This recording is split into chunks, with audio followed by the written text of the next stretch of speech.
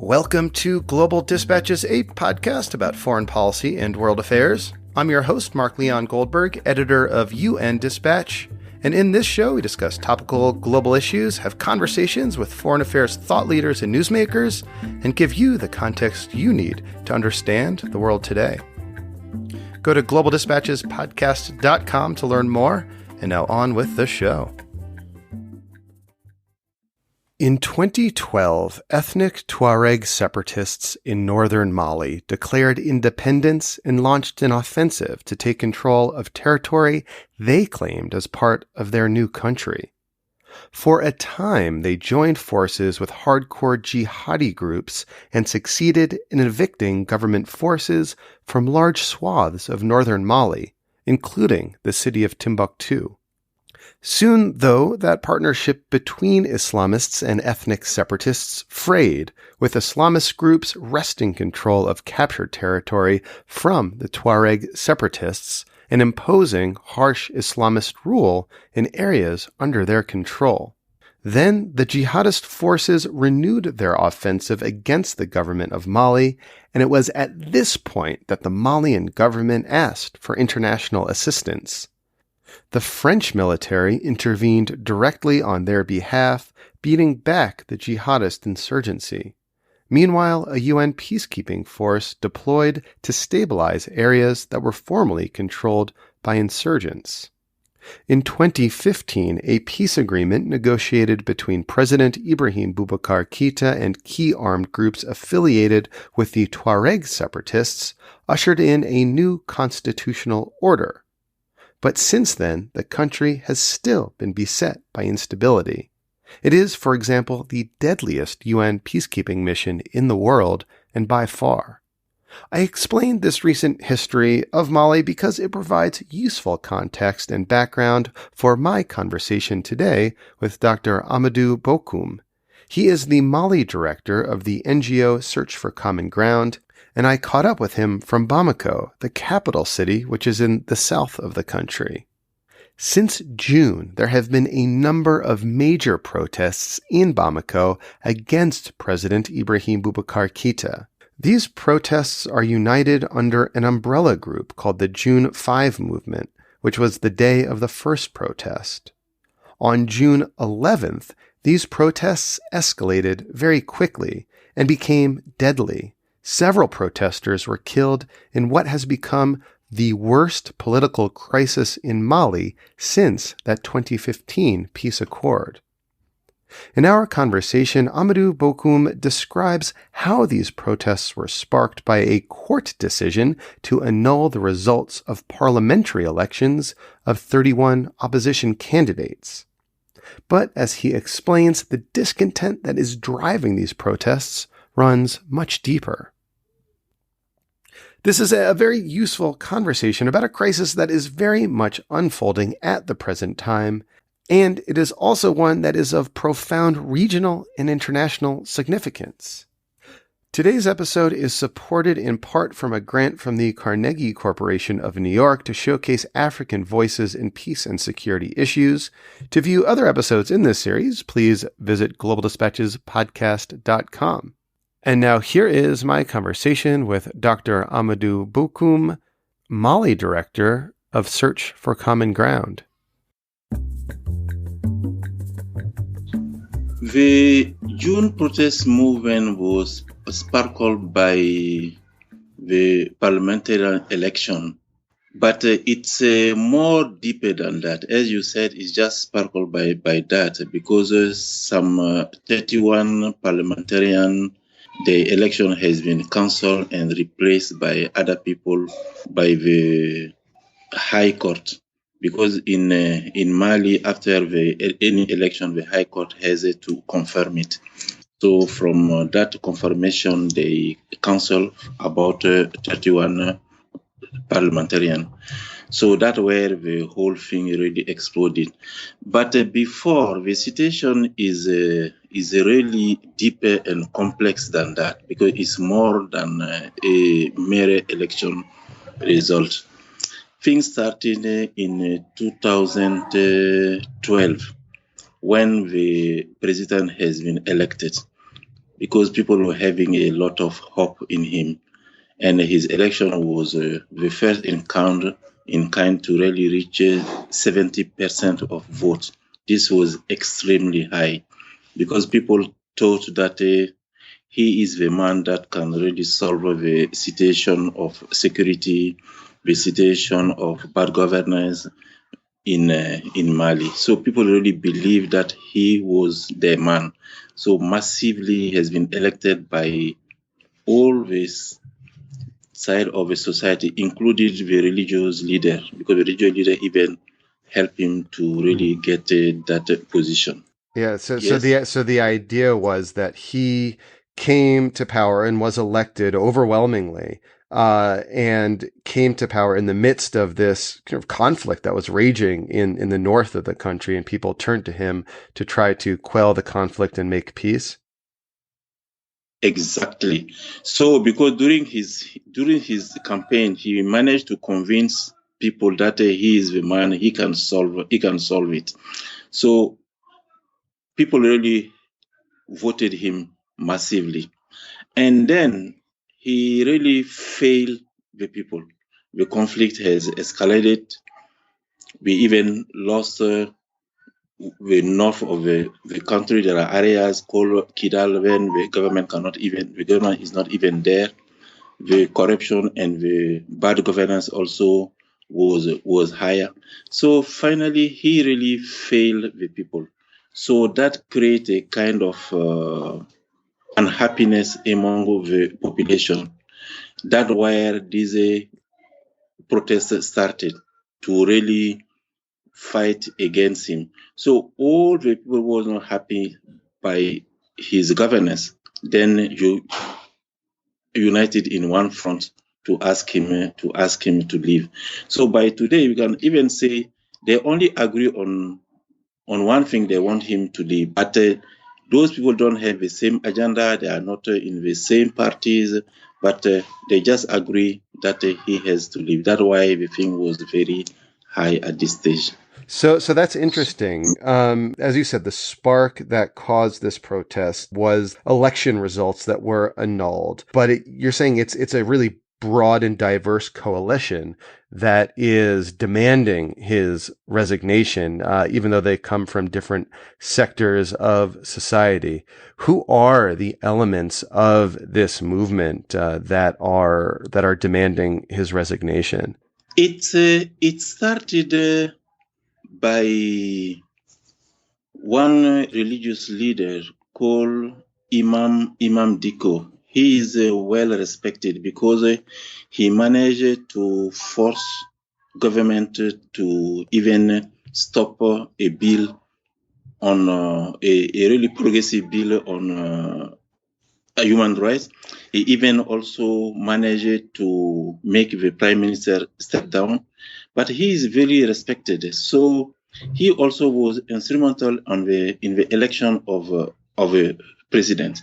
So what he said that the president has failed the whole nation, then he has to leave. So in addition to him, there are now political parties, and all the political parties being left wing or right wing or center. So all of them united. But the truth also is most of those political leaders that are vocal, they all participated in the government of the president at some point, because he's now at his 7th year in power. So the Imam Diko is the only one that really people respect, although he's not a truly politician, but people really trust him. So if he asked people to really go out to demonstrate, they always go out. But now we don't really know all the agenda behind all those. But for now, everyone is talking about bad governance, about security issues, and those are real on high agenda for every Malian. What's sort of interesting to me and what really caused me to take notice of this situation was the fact that I believe it was July 23rd, you had presidents from, I think, 6 countries in the region, including, I'm trying to think off the top of my head, but including, I think, Ghana and Senegal. I know it included Nigeria, which is significant because they're the regional heavyweight. They all sought to intervene because they saw this political crisis as potentially spiraling out of control. What can you tell me about that visit and what happened and what was accomplished? It's true. It's called ECOWAS. ECOWAS is a West African economic community composed by 16 countries.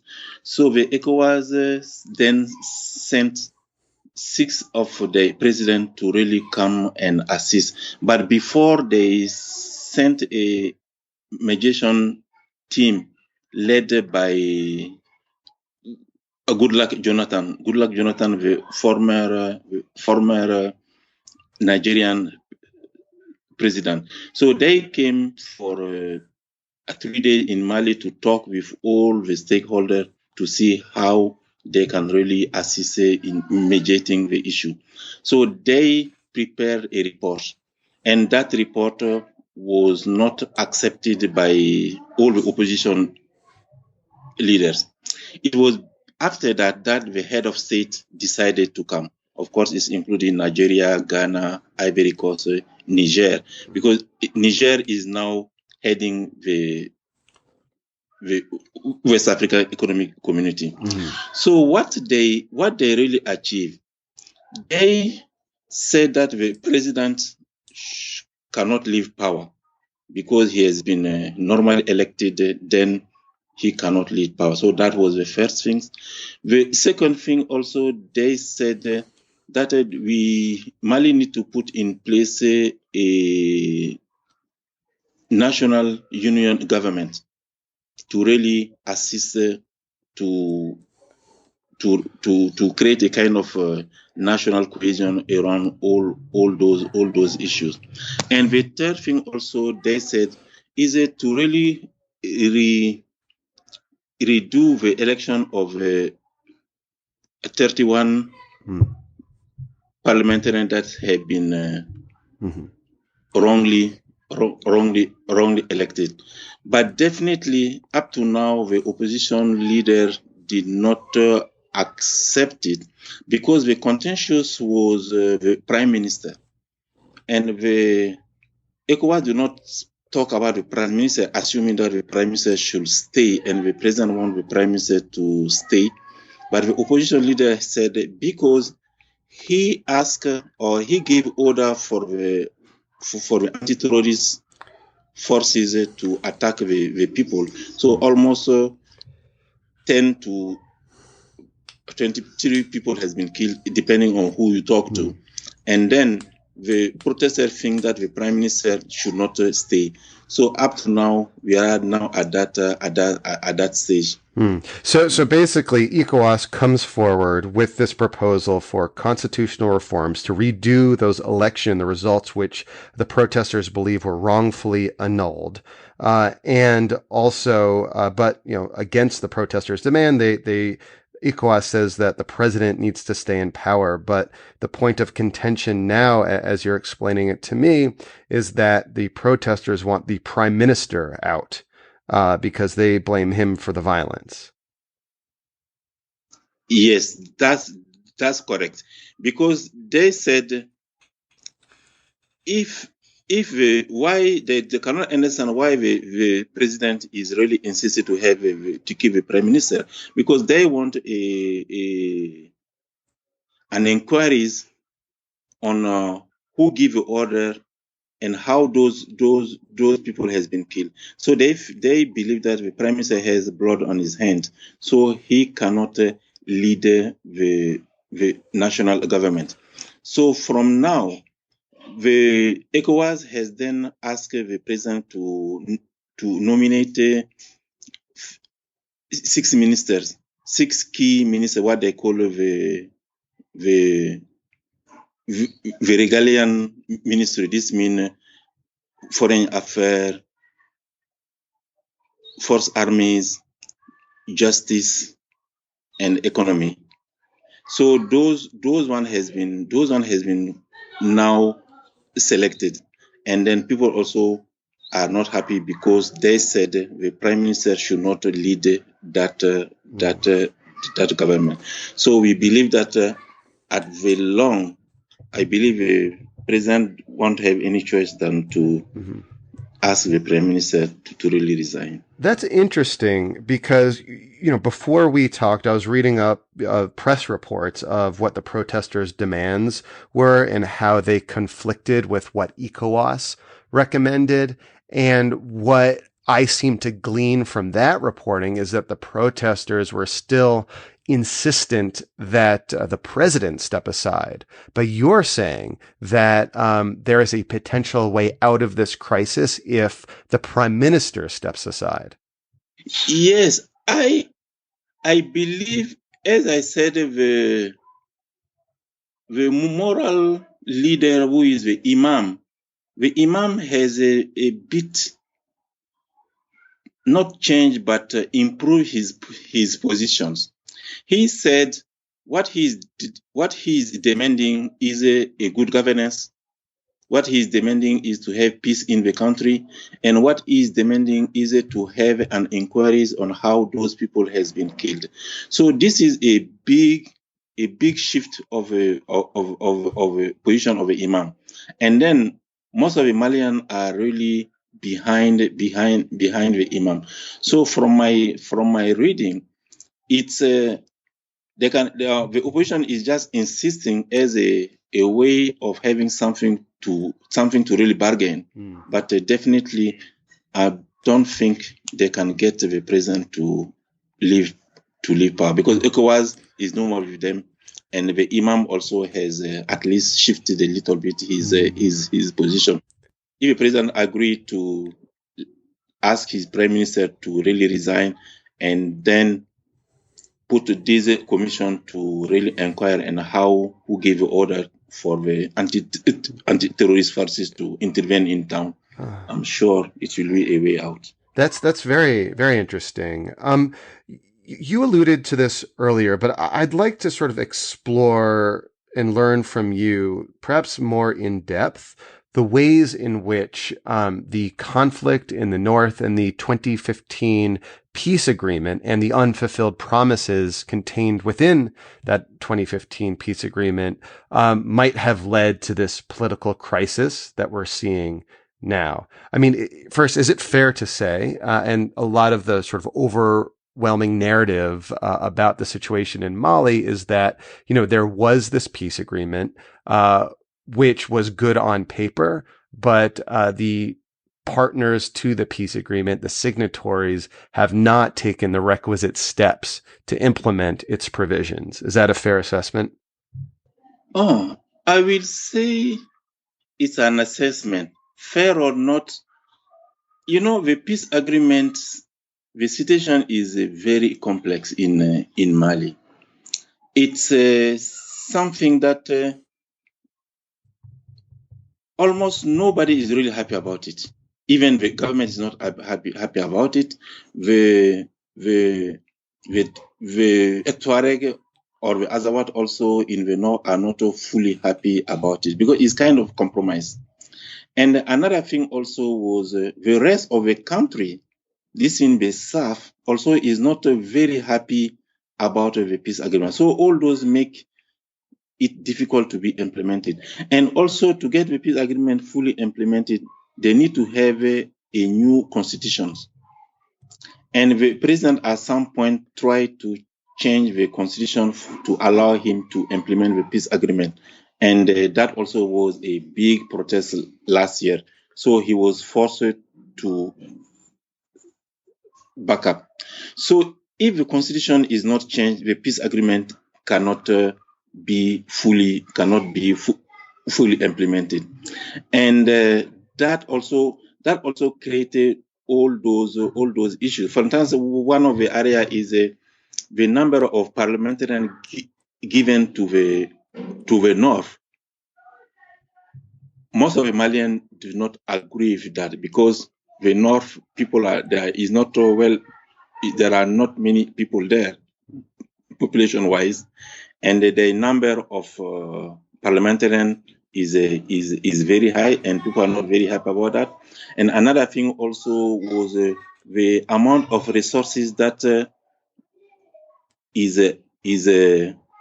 earmarked for the north. People also are not happy about that. So there are a lot of issues that needed to be solved, and then starting first by to revise the constitutions. I think that's where the whole issue lies. Till the constitution is revised, it cannot be implemented fully. I think that's where the whole issue is. Yeah.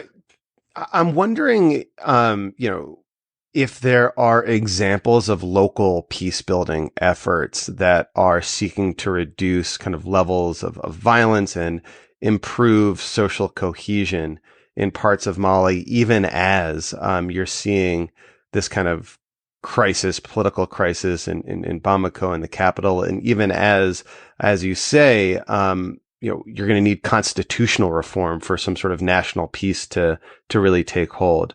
Are there, examples of like local peace initiatives that might be useful for people to learn about?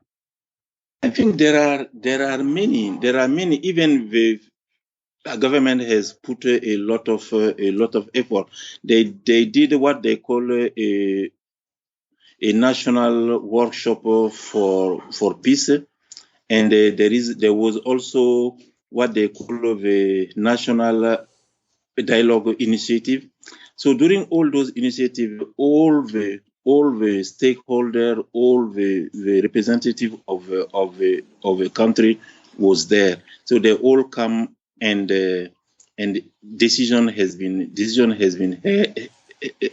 taken to really implement.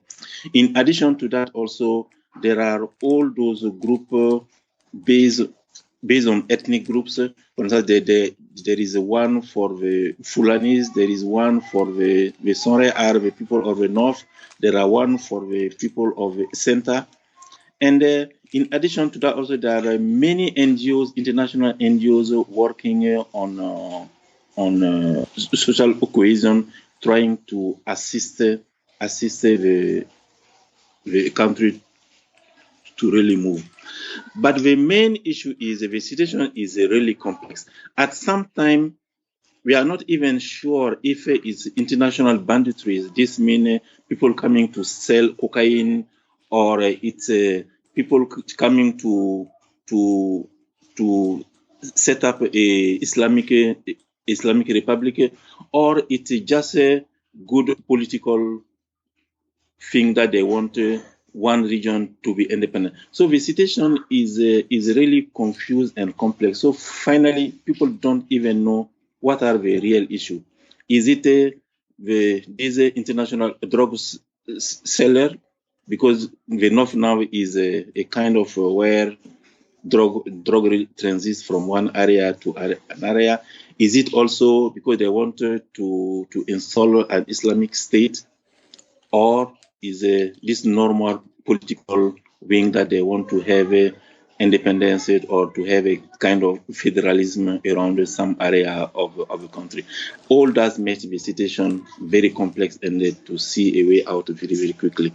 In the midst of what you describe as a very complex conflict with a lot of different drivers, with a lot of uncertainty around what is driving certain aspects of the conflict in the north, you also have a relatively large UN peacekeeping presence, which is for the UN is the most dangerous peacekeeping mission in the world, with more UN peacekeepers dying there than anywhere else.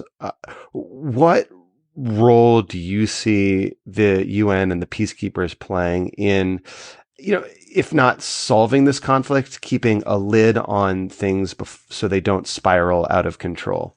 I think all those peacekeeping are really good, and they are doing their work. Being the UN one, being the French one, they are really trying to do really their best.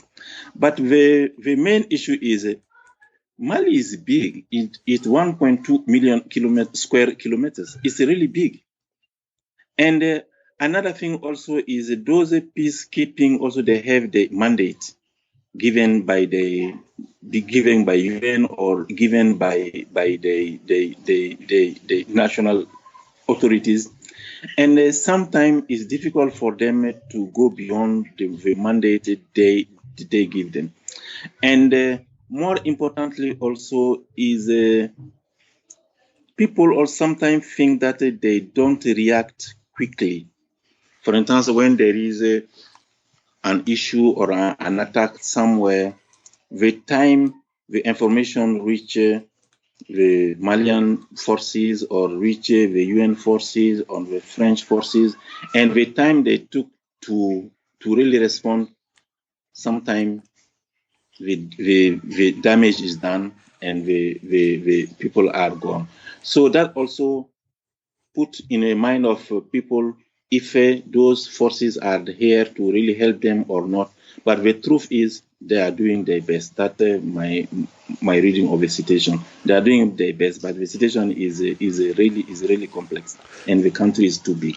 So finally, I know you work in areas of peace and peace building. What opportunities do you see, both out of this current political crisis, but, more broadly for sort of long-term peace building in Mali? I think from where I stand, the major opportunity is the stakeholder needed to sit and have a dialogue. I don't think there is a meaningful dialogue between the stakeholder, at least at national level. So if the stakeholder really sat and had a real meaningful dialogue, I'm sure it will go a long way.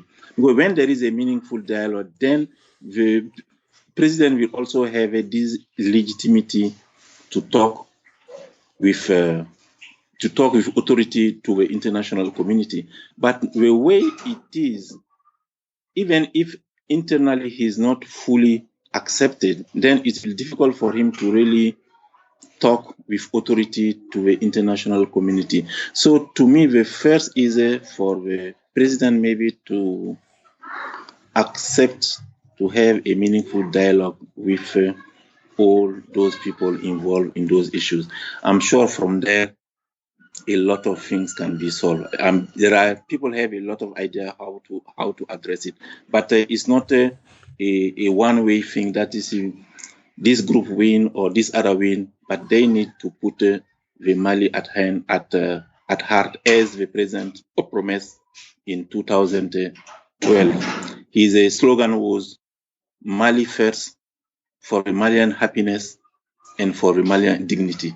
If he's back to that, I'm sure it will go a long way. Really, this country is a big country, and then is also with a lot of histories. All the major kingdom comes from Mali, being the kingdom going to Ghana, to Ivory Coast, come from Mali. So I'm sure there is a lot of resources within the country to really solve this issue. So I believe it's not yet lost. I ask everyone to really accept to sit and put the selfishness aside and see the Mali as one. Definitely, there is a way out. Well, thank you. Thank you so much, Amadou. Thank you. You're welcome, Mark. All right. Thank you all for listening. Thank you to Amadou. And I must say, this was a very valuable conversation to me. I've read up a lot on Mali in advance of this conversation. And over the years, I've done episodes on the situation in Mali. But it was just such an advantage to speak with a local expert on the ground in Bamako to learn his perspective on this situation, which varies from some of the things that I'm reading about the situation. So thank you to Amadou, and thank you again to the Carnegie Corporation of New York for supporting the show as part of this series featuring African voices in peace and security issues.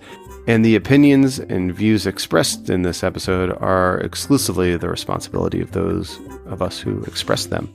All right, we'll see you next time. Thank you. Bye.